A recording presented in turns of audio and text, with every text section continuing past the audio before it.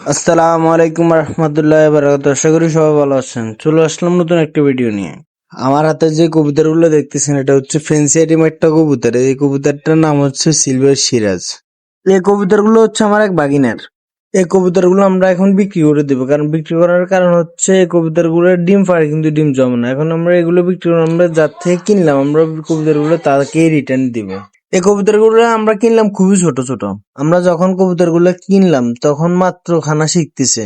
তারপরে মোটামুটি কবুতরগুলো আমরা 1 বছর পালন করলাম। পালন করার পরে দেখতেছি এখন ডিম পাড়ে কিন্তু ডিম জমে না। এখন আমরা কবুতরগুলো নিয়ে যাব বাজারের উদ্দেশ্যে।